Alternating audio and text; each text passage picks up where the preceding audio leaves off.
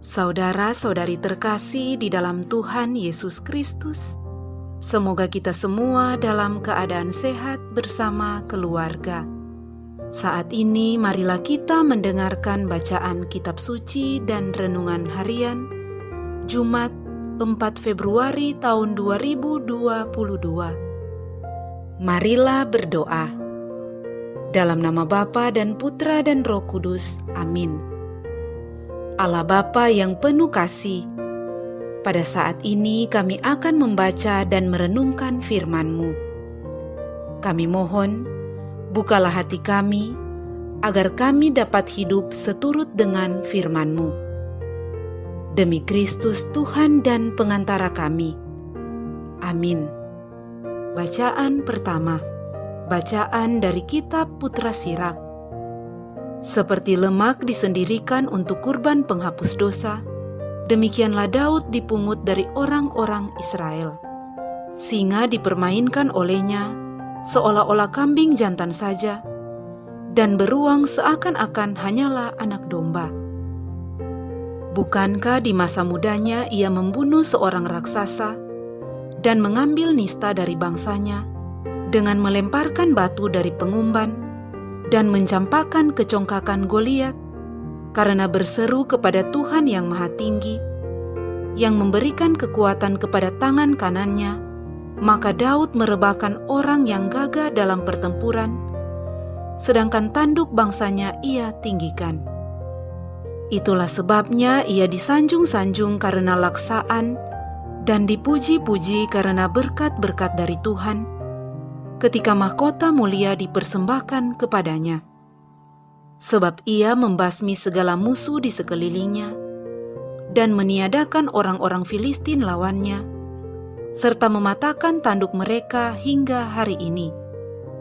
Dalam segala tindakannya, Daud menghormati Tuhan, dan dengan kata sanjungan kepada Yang Kudus, Yang Maha Tinggi, ia bernyanyi-nyanyi dengan segenap hati, dan mengungkapkan kasihnya kepada Sang Pencipta. Di depan mezbah ditaruhnya kecapi, dengan bunyinya ia memperindah lagu dan kidung. Ia memberikan kemeriahan kepada segala perayaan, dan hari-hari raya diaturnya secara sempurna. Maka orang memuji-muji nama Tuhan yang kudus, dan mulai pagi-pagi benar, suara orang yang bertalu-talu di tempat kudusnya Tuhan, mengampuni segala dosanya, dan mulai pagi-pagi benar, suara orang bertalu-talu di tempat kudusnya, Tuhan mengampuni segala dosanya, serta meninggikan tanduknya untuk selama-lamanya.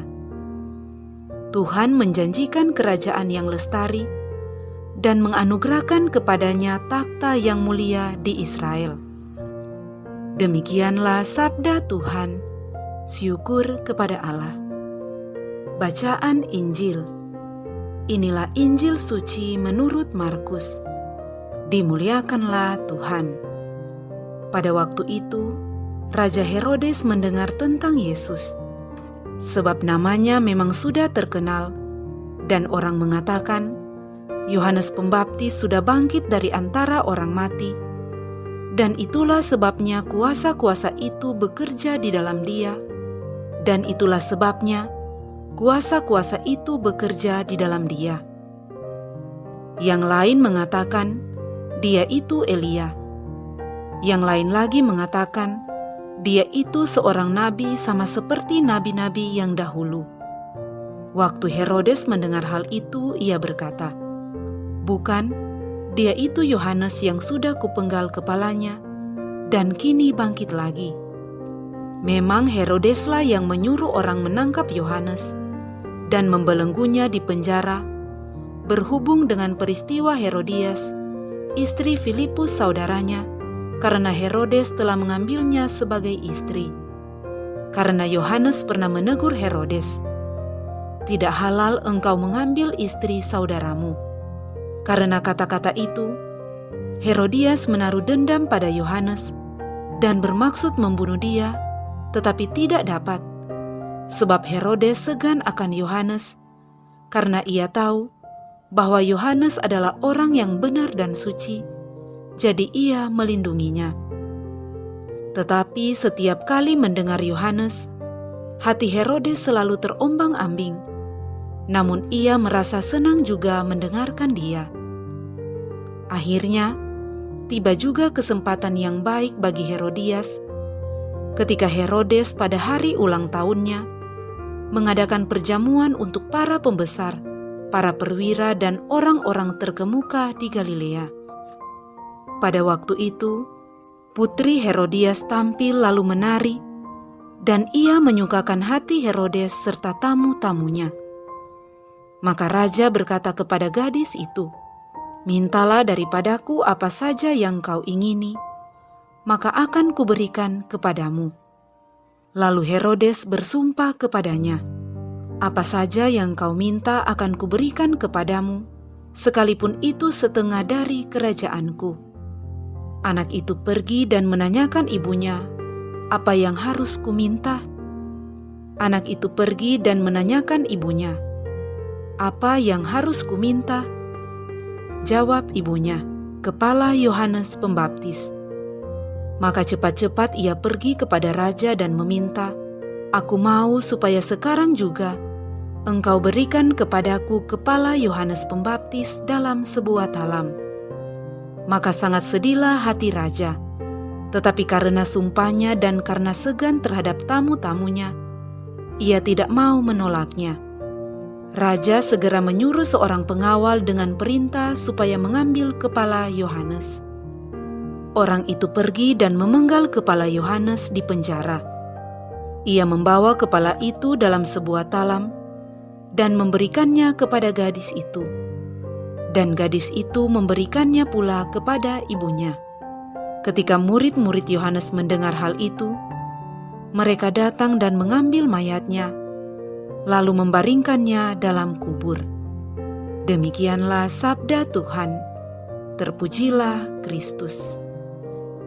Saudara-saudari terkasih di dalam Tuhan Yesus Kristus, renungan kita di saat ini diberi judul Menjadi Pelaku Kebenaran. Saudara-saudari terkasih, di tengah kehidupan yang majemuk ini, kita akan diperhadapkan dan bertemu dengan berbagai pribadi yang bersifat dan berkarakter berbeda. Tingkat kebijakan seseorang menentukan sikap dia dalam bereaksi di setiap perjumpaan antar pribadi. Bacaan Injil hari ini menghantar kita pada perkenalan terhadap 3 karakter pribadi yang berbeda. Yang pertama adalah Herodes. Herodes sebagai seorang lelaki dan seorang pemimpin yang tidak baik. Ia mengorbankan nyawa orang lain demi nama baiknya.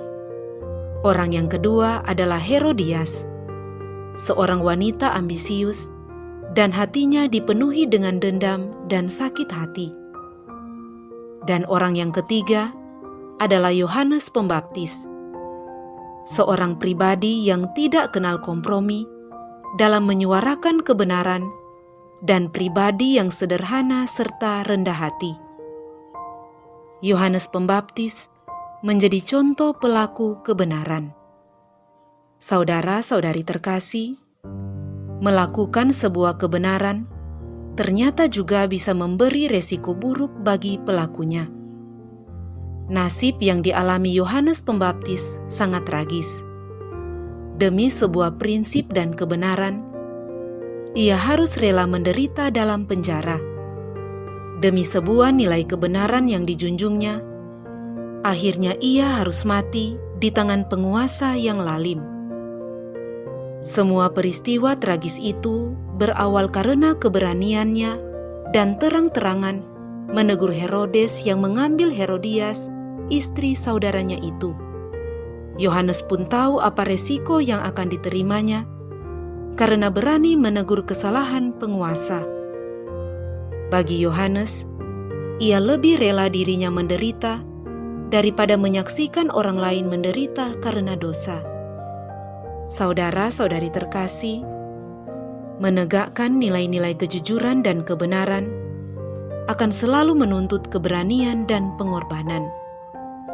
Bisa jadi kita akan dibenci, disingkirkan, diintimidasi, bahkan dianiaya karena kita menyatakan sebuah kebenaran kepada seseorang. Apakah kita sekarang ini sedang mengalaminya? Jika ya, mari kita mengingat apa yang pernah Yesus katakan kepada kita. Berbahagialah kamu, jika karena aku kamu dicela dan dianiaya, dan kepadamu difitnahkan segala yang jahat. Saudara-saudari terkasih, berbahagialah kita yang menjadi pelaku-pelaku kebenaran. Marilah berdoa. Allah Bapa Raja yang Maha Mulia, semoga kami semakin teguh dan berani memancarkan terang kebenaran dan kekudusan dalam perjalanan kami di dunia ini menuju kerajaan-Mu. Dengan pengantaraan Kristus Tuhan kami. Amin. Dalam nama Bapa dan Putra dan Roh Kudus. Amin.